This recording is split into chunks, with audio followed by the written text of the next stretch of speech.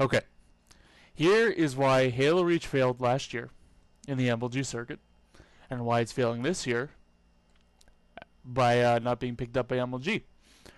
It all started with the release of Halo Reach. You have a game which does not play competitive out of the box. The maps that were included in Halo Reach were not competitive. There were maybe 2 or 3 that stood out that were actually playable at high level, and I'm talking Zealot, I want to say Countdown, and one more off the top of my head I can't remember. The other maps were crap. They weren't balanced. You have a map like Sword Base, which is, it really doesn't work at all. When that happens, you rely on something called Forge. And what Forge does is, obviously, it creates maps, and it makes maps that do play well in a competitive setting, and that's great. I mean, you have a tool that gives the competitive side the means to create their own maps that work and play well.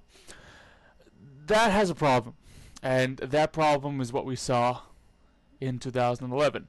When you have maps being created and being played, I'm talking maps like Nexus, Elements, Android, that people outside MLG have never seen, you lose a fan base. You lose a community.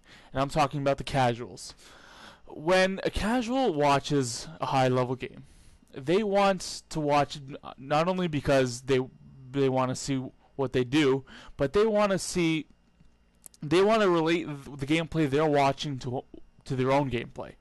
And when you have maps that people have never seen, if they've never watched an MLG game, you lose them. They become confused and they don't know what's going on. In Halo 3, you had a few Forge maps, but they were limited Forge. You still had the Guardian. You still had the Narrows. And when people watch that, they say, hey, I know that map. And they watch where the pros go, what routes they run, and they can apply that to their own gameplay. That's the same thing with Call of Duty, and why Call of Duty and even StarCraft is popular today. The maps don't differ a lot from high-level gameplay and low-level gameplay. You still have, let's take Call of Duty for example. All the maps are the exact same. The only thing Call of Duty game battle settings change is weapon restrictions and maybe spawn times and that sort of thing. Other than that, it's the exact same game. You're playing the same bootleg, the same dome, and when a low-level Call of Duty player watches high-level gameplay, they can use the routes these high-level players go. They can see what loadouts they use, where to watch, what head glitches to use, and they can apply it to their own gameplay. When you have Halo Reach, and you spawn with the DMR, which is not default, you spawn with increased speed, without armor abilities, and they spawn on a map that they've never seen before, you've lost them. Why would they watch it if they're not going to get anything out of it? And that's part of the reason why spectating electronic sports is popular. They can watch a game and say, yeah, I played that game, I know what they're doing, and it's a higher level than me, and it's entertaining. It's good to see what they do. When you have, it's like you're playing a different game.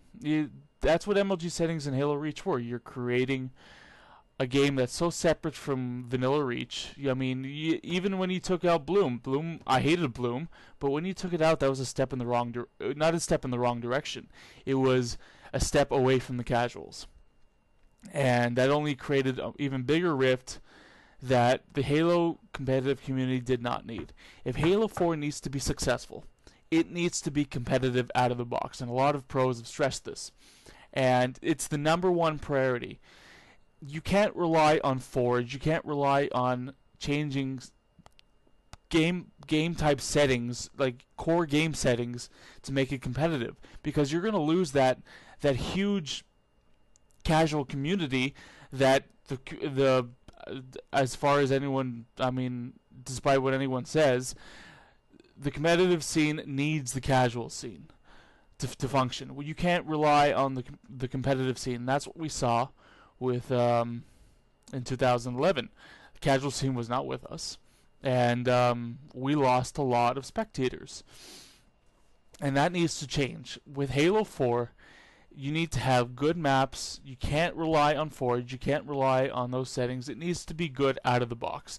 And part of that relies on 343 to make this happen, and also on the competitive community to be lenient on what is competitive appropriate. They can't be strict like they were in Halo Reach. You need to work with what was out of the box, and yeah, it has to work. That's the only way it could work. We can't have a repeat of Halo Reach, because if that happens again, competitive community is done.